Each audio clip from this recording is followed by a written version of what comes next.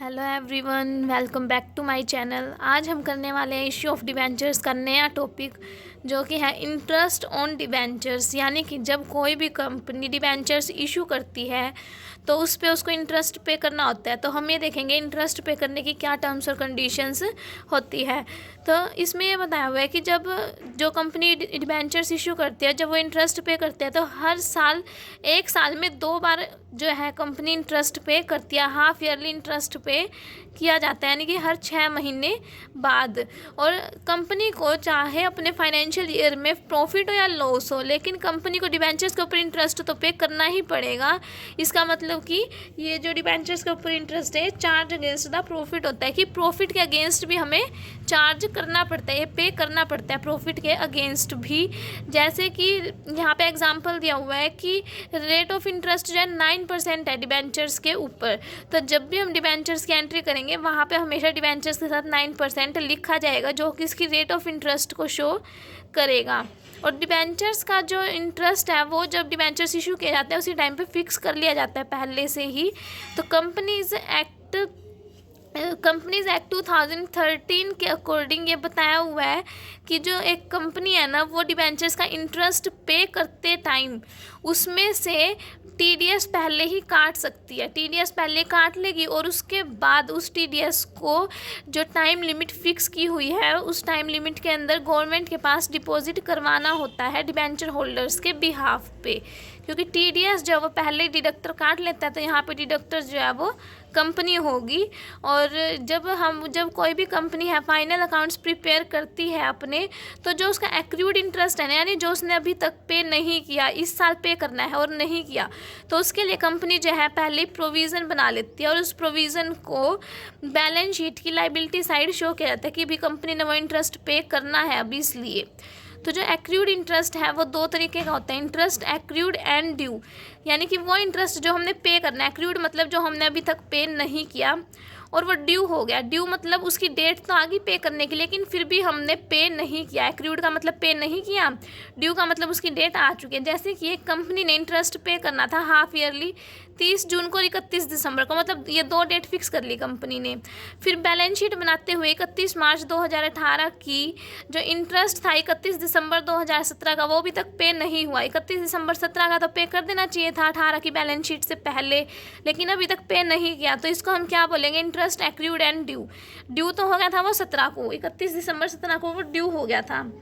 और एक्रूड मतलब हमने अभी तक पे नहीं किया, 18 की बैलेंस शीट बनाने जा रहे हैं और अभी तक पे नहीं किया। इट मीन्स वो पे करना था पर किया नहीं, तो इसको बोलेंगे इंटरेस्ट एक्रूड एंड ड्यू। उसके बाद नेक्स्ट रहेगा interest accrued but not due. यानी कि इंटरेस्ट हमने पे तो करना है, हमारी लाइबिलिटी राइज होती है, लेकिन वो भी ड्यू नहीं हुई, फ्यूचर में ड्यू आएगी तब पे कर देंगे।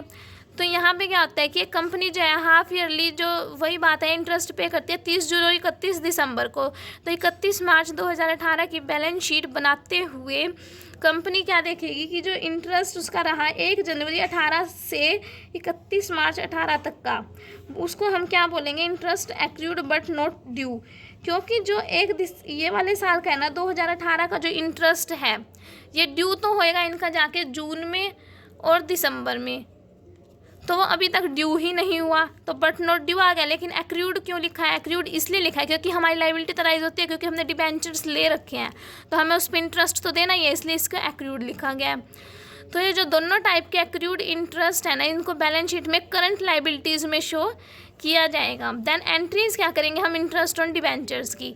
जब इंटरेस्ट ड्यू हुआ, पहले इंटरेस्ट ड्यू होएगा उसके बाद भी हम उसको पे करेंगे, तब जब इंटरेस्ट ड्यू होएगा और टीडीएस ड्यू होएगा तो एंट्री क्या आएगी, interest on debentures account debit to debenture holders account to TDS payable account.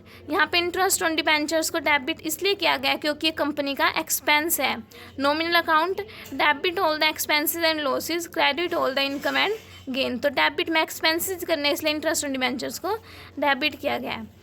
Then next entry है कि जब हमने इंटरेस्ट डिबेंचर होल्डर्स को पे कर दिया तो debenture holders account debit to bank account. यहाँ पे बैंक को क्रेडिट किया गया है रियल अकाउंट के अकॉर्डिंग और डिबेंचर होल्डर्स को डेबिट किया गया है रिप्रेजेंटेटिव अकाउंट के अकॉर्डिंग। उसके बाद नेक्स्ट रहेगा ऑन पेमेंट ऑफ टीडीएस, यानी कि जब टीडीएस की पेमेंट कर दी, जब पहले तो यहाँ पे क्या था, टीडीएस ड्यू हुआ, फिर हमने उससे डिबेंचर होल्डर्स की जो पेमेंट करी इंटरेस्ट की उसमें से काट लिया, फिर हम उसको पेमेंट करेंगे सरकार को, तो एंट्री क्या आएगी, TDS payable account debit to bank account.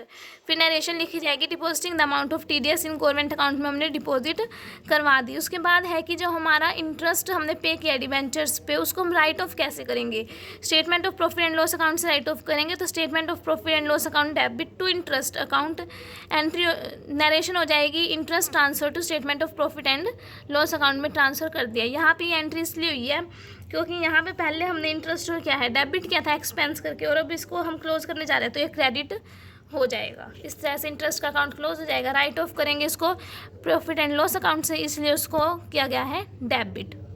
उसके बाद नेक्स्ट आज का टॉपिक रहेगा राइटिंग ऑफ लॉस या फिर discount on issue of debentures, यानी डिबेंचर इशू करते हुए कंपनी को जो भी लॉस हुआ है या उसने डिस्काउंट पे इशू कर दिए हैं डिबेंचर्स, तो उसको राइट ऑफ कैसे किया जाएगा। कंपनी का जो डिबेंचर्स का लॉस होता है, ये जो है कैपिटल लॉस होता है, तो इसको जो है ये वाला जो लॉस होता है ना कंपनी का, इसको कंपनी डिबेंचर्स को रिडीम करने से पहले, यानी कि पेमेंट करने से पहले राइट ऑफ कर देती है। तो कंपनीज एक्ट 2013 के सेक्शन 52 के अकॉर्डिंग कंपनी के पास जो भी सिक्योरिटी प्रीमियम का रिजर्व पड़ा है ना, उसको कंपनी यूज़ कर सकती है इस लॉस को राइट ऑफ करने के लिए। और जब तक ये लॉस राइट ऑफ नहीं होता तब तक इसको अनअमोर्टाइज्ड एक्सपेंसेस के रूप में एसेट साइड पे रखा जा सकता है रिकॉर्ड करके। तो इसके लिए एंट्री क्या होगी राइट ऑफ करने के लिए, statement of profit and loss account debit to discount या फिर loss on issue of debentures account. फिर हम देखते हैं कि हम इसको दो तरीके से राइट ऑफ कर सकते हैं। एक तो हमारे पास है कि हम हर साल इक्वल अमाउंट को राइट ऑफ कर दें, जैसे कि एग्जाम्पल के लिए देखते हैं कि डिबेंचर्स जो है 10 लाख रुपए के इशू किए कंपनी ने 6% डिस्काउंट पे, और कंपनी ने उसकी पेमेंट करनी है 5 साल बाद लंप सम में, यानी कि 5 साल बाद ना 5 साल बाद कंपनी ने पूरे 10 लाख रुपए पे करने हैं डिबेंचर होल्डर को, किस्तों में नहीं देना, पूरे 10 लाख रुपए पे करने हैं।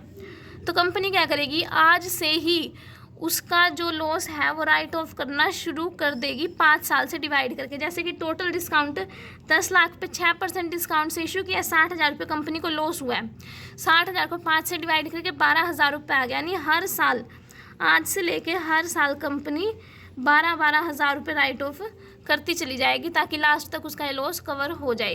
देन सेकंड पॉइंट है writing of proportionate amount each year, यानी कंपनी जो है हर साल कुछ एक रेशियो में अमाउंट को राइट ऑफ करेगी। ऐसा कब करती है, जब कंपनी ने अपने डिबेंचर्स की पेमेंट जो है वो इंस्टॉलमेंट में करनी है। जैसे कंपनी हर साल 1 लाख रुपया जो है वापस दे रही है डिबेंचर होल्डर्स का, तब वो क्या करती है हर साल कुछ अमाउंट जो है एक रेशियो में राइट ऑफ करती है लॉस की। जैसे एग्जांपल के लिए डिबेंचर्स जो है कंपनी ने इशू किए 5 लाख रुपए के 6% डिस्काउंट पे, और कंपनी उसकी रीपेमेंट कर रही है 1 लाख रुपए हर साल। तो तब कंपनी कैसे राइट ऑफ करेगी, तब क्या होगा कि हर साल की स्टार्टिंग में जितने भी डिबेंचर हमारे पे करने रहते हैं ना, आउटस्टैंडिंग अमाउंट रहती है जो डिबेंचर्स की, उसकी रेशियो निकाल के उतना लॉस राइट ऑफ होएगा। जैसे यहाँ पे 5 लाख रुपए के डिबेंचर इशू किए, 1 लाख रुपए पे कर दिए, तो अगले साल 4 लाख रुपए बचेंगे अगले साल की स्टार्टिंग में। तो अगले साल जितना भी पैसा बचा है ना उसका जैसे रेशियो बना लो 5 4 3 2 1, हर साल 1 लाख कम होता जाएगा। फिर यहाँ से रेशियो बनेगी 5 4 3 2 1। इस रेशियो में कंपनी जो है अपना लॉस राइट ऑफ करेगी हर साल। पहले साल तो 5 से करेगी, 5 4 9 10 11 12 13 14 15, 5/15 से लॉस राइट ऑफ करेगी। दूसरे साल 4/15 से, ऐसे रेशियो में जितना भी उसका लॉस बनेगा ना उसको इस रेशियो में। जैसे पिछले मेथड में तो क्या किया था हमने, इक्वली कर दिया था, इसमें रेशियो निकाल दी, इसके बेस पे किया जाएगा लॉस राइट ऑफ जो भी डिबेंचर्स का रहेगा।